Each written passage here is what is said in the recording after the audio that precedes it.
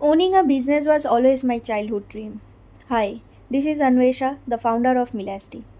To be honest, I never planned to work with millets at all.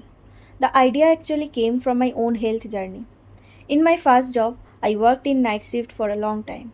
Because of that, I often relied on junk food to satisfy my midnight cravings. After some time, I was diagnosed with thyroid issues and hormonal imbalance. That was a wake up call for me. When I started researching these problems, I realized that lifestyle and food habits play a huge role in this. That's when I started looking for healthier alternatives and began making millet cookies at home. My husband was the first to try them, and his support gave me the confidence to turn this idea into a business. And that's how Milasti started. From a personal journey to live a healthier life. Today, every cookie we make carries that same purpose, making healthy snacking easier, tastier, and more accessible. This is just the beginning of our journey. Will you be a part of it?